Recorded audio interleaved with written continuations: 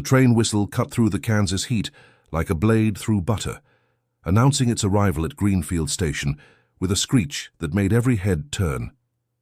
Thomas Brennan stood on the platform, his weathered hands gripping his hat so tightly that the brim began to crease. 3 years had passed since Sarah died, bringing their stillborn son into the world, and the ranch had slowly become a prison of silence. His sister, Martha, had convinced him that a mail-order bride was the practical solution. A partnership, nothing more. Eleanor Hayes stepped down from the train car with careful precision, her gloved hand steadying herself against the rail. Thomas noticed immediately the way she favored her left leg, the subtle hitch in her movement that spoke of old pain carried with dignity. Her dress was simple but clean, her auburn hair pinned beneath a modest bonnet. When their eyes met, he saw something unexpected flash across her face. Not hope exactly, but determination forged in fires he could only imagine. The station master, old Charlie Morton, leaned close to Thomas and whispered loud enough for half the platform to hear. "That one's limping, Tom. You sure about this arrangement? Her ranch wife needs to be strong as an ox." Thomas felt his jaw tighten, but before he could respond, Eleanor was standing before him, her chin raised, her green eyes meeting his without shame or apology. "Mr. Brennan." "I presume," she said, her Boston accent crisp and clear. "I am Eleanor Hayes. I understand you may have concerns given my physical condition. I want to assure you that while I walk differently, my hands are strong, my mind is sharp, and my commitment is absolute. However, if you wish to purchase my return ticket immediately, I will understand completely and harbor no resentment." The words hit Thomas like a splash of cold creek water. Here was a woman who had traveled halfway across the country, knowing full well she might be rejected the moment she arrived. The courage that took made his throat tight. Around them, he could feel the eyes of Greenfield's residents watching, waiting to see what kind of man he truly was. The wagon ride to the Brennan Ranch stretched across 15 miles of rolling prairie, where tall grasses bent like waves under an unforgiving sun. Eleanor sat straight-backed beside Thomas, her hands folded in her lap, neither of them speaking. The silence felt thick enough to cut, but not hostile, more like two strangers trying to find the rhythm of each other's breathing. Thomas kept stealing glances at her profile, watching how she took in the landscape with eyes that seemed to catalogue every detail. The distant windmill, the clusters of cattle grazing near the creek, the line of cottonwood trees marking the homestead's boundary. When they finally pulled up to the ranch house, Eleanor's expression remained carefully neutral. The building was sturdy enough, built from local limestone with a wide porch, but even she could see it had become a bachelor's dwelling. The windows needed washing, the garden was overgrown with weeds, and the whole place had an air of functional neglect. Thomas helped her down from the wagon, and for a moment, his hand lingered on her elbow, steadying her as she found her footing on the uneven ground. Inside, the house told the story of a man who had stopped living and merely existed. Dishes were stacked in the basin, dust covered every surface, and the rooms felt empty despite being full of furniture. Eleanor set down her single traveling case and turned to face Thomas with an expression he couldn't quite read. "Mr. Brennan, I believe we should establish our understanding plainly. You wrote that you needed help managing this ranch and required a wife in name to satisfy social expectations. I accepted because I needed a new beginning, far from people who see only limitation. I will earn my place here through work, not pity." Thomas removed his hat and ran his fingers through his hair, a gesture Eleanor would come to recognize as his way of buying time to find the right words. "Miss Hayes, Eleanor, I won't lie to you. I don't know what I expected when I sent that letter. But I do know that I'm not the kind of man who judges worth by whether someone walks straight or crooked. My concern is whether we can build something workable here, something that benefits us both." He gestured around the neglected house. "As you can see, I haven't been doing well on my own." That evening, as Eleanor unpacked her few belongings in the small bedroom that would be hers, she heard Thomas moving around the kitchen, the clatter of pots and the pump handles squeaking. When she emerged, she found him attempting to prepare supper, his movements awkward and unpracticed. Without a word, she moved to the stove and gently took over, her practiced hands transforming the simple ingredients into something nourishing. They ate together in continued silence, but it was a different silence now, one that held the first fragile threads of possibility. The first week unfolded like a careful dance between two people learning each other's boundaries. Eleanor rose before dawn, managing the household with quiet efficiency despite her uneven gait. She discovered that her leg actually caused her less trouble in the steady routine of ranch work than it had navigating Boston's cobblestone streets and judgmental stairs. Thomas watched her with growing respect as she tackled the vegetable garden, organized the chaotic pantry, and even helped him mend fences, her clever hands proving as capable as any he had known. The real test came on Thursday, when Martha Brennan arrived unannounced, her buggy kicking up dust as she approached, with the determined air of a woman on a mission. Thomas's sister was a force of nature in Greenfield, respected for her straightforward manner, but feared for her sharp tongue. She swept into the house without knocking, her eyes immediately finding Eleanor at the kitchen table, where she sat mending one of Thomas's work shirts. The two women regarded each other for a long moment, taking measure. "So you're the Boston bride," Martha said, her tone neither warm nor cold. "My brother wrote that you seemed educated and capable. He failed to mention other details." Eleanor set down her needle with deliberate calm, meeting Martha's gaze directly. "Mrs. Patterson, I assume you are referring to my limp. It is the result of a fever I survived at age 7. It has taught me that obstacles are simply problems requiring creative solutions. I have found 17 ways to carry water buckets efficiently, 12 methods for managing livestock gates, and more patience than most people acquire in a lifetime. I am here to build a life, not to be protected like fragile china." Martha's expression flickered with surprise, then something that might have been approval. She pulled out a chair and sat down heavily. "Well, at least you have spine. That's more than can be said for some perfectly able-bodied women I know." She glanced toward the window, where Thomas was working with the horses. "My brother has been half alive since Sarah passed. If you can bring some life back to this place, I'll be the first to welcome you properly. But know this, people in town are watching, waiting to see if you'll last or if you'll run back east at the first real hardship." Eleanor felt something shift in her chest, a spark of defiance that had dimmed during her years of being treated as someone to be pitied. "Mrs. Patterson, I spent my entire life in Boston being told what I could not do, where I could not go, who I could not become. I came to Kansas precisely because I'm tired of running from other people's expectations. I intend to stay, not because it will be easy, but because I finally have the chance to prove that my worth is not measured by how smoothly I walk, but by how firmly I stand." Late summer in Kansas brought weather that could turn from calm to chaos in the span of a heartbeat. Eleanor had been warned about the storms, but nothing could have prepared her for the reality. The sky darkened to an unnatural green, and the air grew so heavy it felt like trying to breathe underwater. Thomas burst into the house, his face tight with worry. "We need to get the horses into the barn and secure everything that can blow away. This is going to be bad." They worked together with urgent efficiency, Eleanor moving as quickly as her leg would allow, her determination overriding any physical limitation. The wind began to howl like a living thing, tearing at their clothes and whipping dust into their eyes. Thomas guided the last nervous horse into the barn, while Eleanor struggled to close the heavy door of the chicken coop. A sudden gust caught the door, slamming it against her shoulder and knocking her to the ground. Pain shot through her hip, the old injury flaring with familiar agony.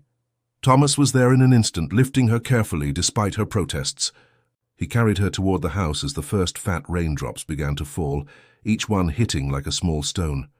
By the time they reached the porch, the sky had opened completely, unleashing a deluge that turned the world into a blur of water and wind. Inside, Thomas set her gently on the settee, his hands shaking slightly as he checked her shoulder. "Are you hurt badly?" "Eleanor's talked to me." She managed a breathless laugh that was half sob. "I am fine, truly. Just bruised and feeling rather foolish. I should have waited for your help with that door." But Thomas shook his head firmly, his expression intense in the lamplight. "You were trying to save the chickens, being brave when you could have stayed safe inside. That is not foolish, Eleanor. That is exactly the kind of person this land needs. Someone who faces the storm instead of hiding from it. The storm raged through the night, the house creaking and groaning under the assault. They sat together in the main room, talking in a way they had not done before, sharing stories of loss and survival, of dreams deferred and hopes rekindled. Thomas spoke of Sarah and the baby, of the guilt that had eaten at him for not being able to save them. Eleanor shared her own story of a family who loved her, but could not see past her limitation, of opportunities denied, of the suffocating kindness that felt like imprisonment. As dawn finally broke over rain-soaked prairie, something fundamental had shifted between them, a foundation of trust laid stone by careful stone. 3 months after Eleanor's arrival, the Greenfield Harvest Festival brought the entire community together for a celebration of survival and abundance. Eleanor had dreaded the event, knowing she would face the scrutiny of people who had been whispering about the rancher's limping bride since August. But Thomas surprised her the morning of the festival by presenting her with a beautiful shawl he had purchased from the traveling merchant. Deep green to match her eyes, he said, his own cheeks coloring slightly at the admission. At the festival, Eleanor moved through the crowd with quiet grace, helping to set up food tables and organize the children's games with Martha, who had become an unexpected ally. The other women watched her work, their expressions slowly shifting from skepticism to grudging respect. When old Mrs. Henderson's grandson wandered too close to the creek, it was Eleanor who noticed first, calling out a warning that sent Thomas and 2 other men running to pull the boy back from danger. The near miss sobered everyone, reminding them how quickly tragedy could strike. As evening fell and musicians began to play, Thomas did something that shocked the entire gathering. He walked straight to Eleanor, who stood at the edge of the dancing area, and extended his hand. "Miss Hayes, would you do me the honor?" The crowd went silent, every eye on them. Eleanor felt her heart hammering against her ribs, knowing what he was offering. Not just a dance, but a public declaration that he was proud to stand beside her. Exactly as she was, they moved together slowly, Thomas accommodating her rhythm without making it obvious, his hand firm at her waist, his eyes never leaving her face. "Eleanor," he said quietly, his voice rough with emotion, "when you arrived I thought I was getting help with the ranch, but I was blind to what I actually needed. You are not a burden. You are the strongest person I have ever known. You survived a fever that should have taken you. You crossed a country alone. You face every day with more courage than most people find in a lifetime. When I look at you, I do not see someone damaged. I see an angel who somehow agreed to stand beside a broken man and help him remember how to live." Tears spilled down Eleanor's cheeks, but she was smiling, truly smiling in a way she had not done in years. Around them, the music swelled and other couples joined the dance. But in that moment, the world had narrowed to just the 2 of them. 2 wounded souls who had found each other across impossible distance and discovered that wholeness comes not from perfection, but from the courage to be fully authentically human. The prairie stretched endlessly around Greenfield, wild and unforgiving and beautiful, exactly like the life they would build together, one deliberate step at a time. December arrived with a vengeance, bringing winds that howled across the Kansas prairie like wolves searching for prey. The first serious snowfall transformed the Brennan Ranch into an isolated kingdom of white, cutting them off from town for nearly 2 weeks. Thomas had prepared well, stockpiling supplies and reinforcing the barn, but even he had not anticipated the severity of this particular winter. Eleanor proved invaluable during these frozen weeks, her careful planning and resourcefulness stretching their provisions further than he thought possible. One morning, Thomas woke to find Eleanor already dressed, standing at the window with an expression of deep concern. During the night, the temperature had plummeted dangerously, and he could see frost forming on the inside of the glass. "The cattle," she said quietly. "They will need extra feed today, and we should check for any that might have wandered too far from shelter." Thomas felt a surge of admiration for this woman who thought first of the animals' welfare despite the brutal cold that made her leg ache. Constantly, they worked together throughout the day, bundled in layers of wool and leather, their breath forming clouds in the frigid air. Eleanor moved more slowly in the cold, her injury making each step deliberate, but she never complained or asked to go inside. When they discovered 3 young calves huddled together near the frozen creek, separated from the main herd, it was Eleanor who suggested using the sled to transport them to the barn, rather than trying to drive them through the deep snow. Her practical thinking saved those animals' lives. That evening, as they sat near the stove warming their frozen hands, Thomas reached out and gently took Eleanor's hand in his. It was the first time he had initiated such contact since the harvest dance, and she felt her heart skip. "Eleanor, I need to tell you something. When Martha convinced me to send for a mail-order bride, I thought I was looking for hired help with a respectable title. I was wrong about what I needed, and I was wrong about what you are. You are not an employee or an arrangement. You are my partner, my equal, and if I am being completely honest, you have become the person I think about first when I wake and last before I sleep." Eleanor's eyes glistened in the firelight. "Thomas, I came here expecting nothing but a chance to prove my worth through labor. Instead, I found something I never dared hope for, a place where I am valued not despite my limitation, but as a whole person whose strength comes from having overcome obstacles. You see me, truly see me, in a way no one ever has before. That gift is more precious than any comfort or security." Outside, the wind continued its assault on the little ranch house, but inside, two hearts that had been frozen by past losses began to thaw, warmed by the possibility of a future built on genuine understanding and respect. The first signs of spring arrived in late March, tentative and fragile as new hope. Green shoots pushed through the melting snow, and the creek began to flow again with rushing water from the thaw. Eleanor stood in the garden plot she had been planning all winter, her hands deep in the newly turned earth, feeling the promise of growth beneath her fingers. Thomas had expanded the garden space for her, building raised beds that would be easier for her to tend, a gesture of consideration that spoke louder than words. Martha arrived one afternoon with unexpected news. The town was planning to build a schoolhouse, and they needed someone educated to serve as teacher until a permanent one could be found. Several women had suggested Eleanor, recognizing her clear intelligence and patient manner with children. Thomas watched Eleanor's face as Martha explained the opportunity, seeing excitement war with uncertainty. "Would the parents truly want someone like me teaching their children?" Eleanor asked quietly. "Someone who walks differently?" Martha's response was characteristically blunt. "Eleanor Brennan, you have spent 6 months proving to this entire county that capability has nothing to do with a perfect gait.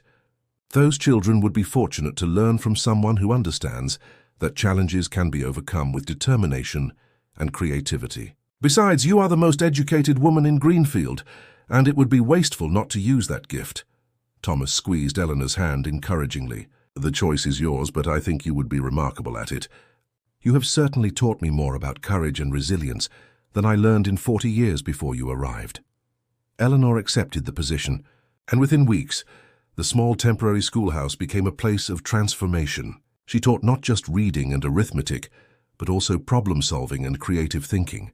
When young Michael Peterson, who struggled with a stutter, became frustrated and wanted to quit, Eleanor shared her own story of being told she could not do things, of proving those voices wrong through persistent effort. The boy returned the next day with renewed determination, and his parents thanked Eleanor with tears in their eyes for giving their son something more valuable than lessons: hope. As spring progressed, Thomas found himself falling more deeply in love with the woman who had arrived as a practical arrangement and become the center of his world. He began to plan, saving money and making inquiries, preparing for a question he hoped she would answer favorably. One evening, as they walked together through the blooming prairie, he stopped and turned to face her. "Eleanor, I know we married as a convenience, words spoken out of necessity rather than feeling. But feelings change, or perhaps they simply reveal what was always meant to be. I love you, not as a housekeeper or helper, but as the woman who brought light back into my life. Would you consider making our marriage real in every sense? Would you be my wife, not just in name, but in heart?" Summer brought long days of golden sunshine and the constant work of maintaining a thriving ranch. Eleanor had settled into a rhythm that felt natural, teaching in the mornings and helping with ranch work in the afternoons. The community had embraced her fully now, her initial status as an outsider completely forgotten. But in July, a letter arrived that threatened to shatter the peace they had built. It was from Eleanor's brother James in Boston, written in a tone of urgent concern. Thomas found Eleanor sitting on the porch, the letter trembling in her hands, her face pale. "What is it?" he asked, sitting beside her and taking her cold hand in his. She handed him the letter without speaking. James wrote that their father had suffered a serious illness and was asking for Eleanor to come home. He made it clear that the family expected her to return permanently, that they had never approved of her impulsive journey west, and that her proper place was caring for her aging parents, not playing at being a rancher's wife in some frontier territory. The word stung Thomas more than he wanted to admit. Playing at being a wife, as if everything Eleanor had accomplished, everything they had built together, was merely a childish game she would inevitably abandon. He felt old fears rising, memories of loss and abandonment, but he forced them down. "What do you want to do?" he asked, keeping his voice steady despite the turmoil inside. Eleanor looked at him with eyes full of conflicting emotions. "I love my father, Thomas. The thought of him suffering tears at me.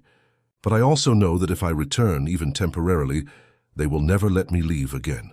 They will use guilt and obligation to keep me there, to put me back into the box of acceptable behavior for a woman with limitations."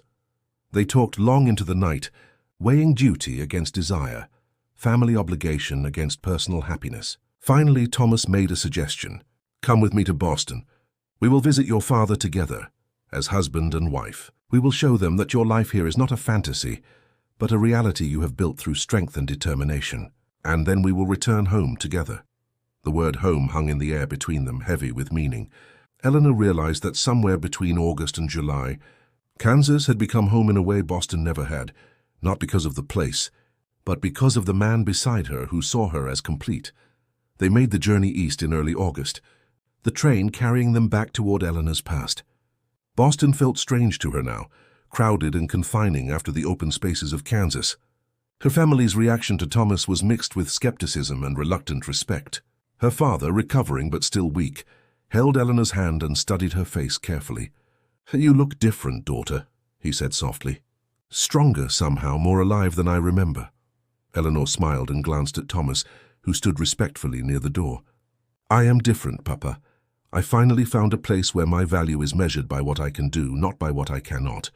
And I found a partner who sees me as I truly am." Her mother tried, predictably, to convince Eleanor to stay, painting pictures of duty and proper behavior. But Eleanor stood firm, her voice calm but unwavering. "Mother, I love you and Papa, but I cannot sacrifice my happiness to satisfy your vision of what my life should be. Thomas and I have built something real in Kansas, something valuable. I will visit when I can, and you are welcome to come west and see what we have created. But my home is there now with him, on that ranch where I am not limited but limitless." 2 weeks later, they boarded the train back to Kansas, leaving behind a family that was slowly beginning to understand that sometimes love means letting go. Autumn arrived with troubling signs.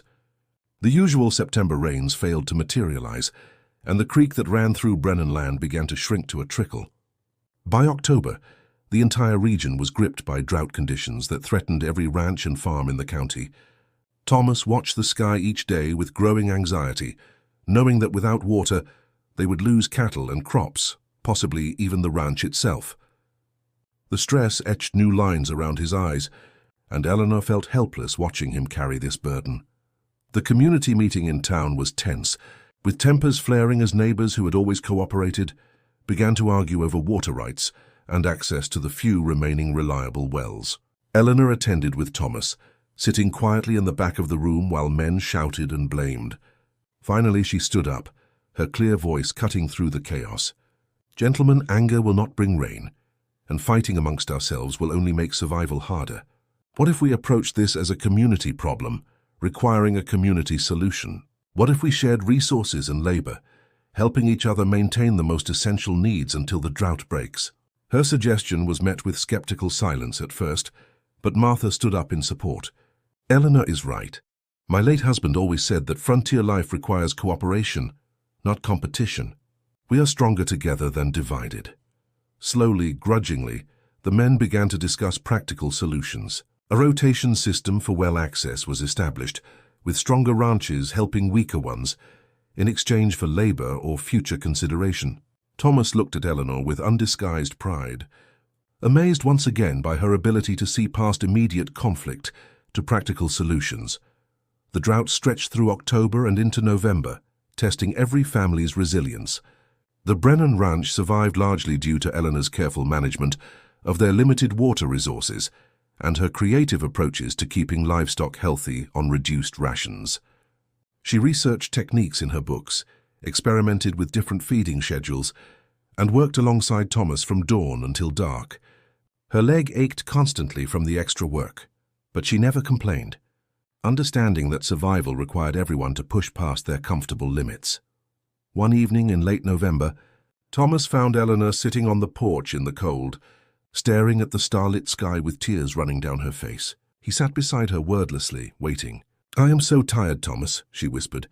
"Not just physically, but tired of fighting, of constantly proving that I can endure as much as anyone else. Some days I wonder if I'm foolish to keep pushing myself so hard." Thomas pulled her close, his arm around her shoulders.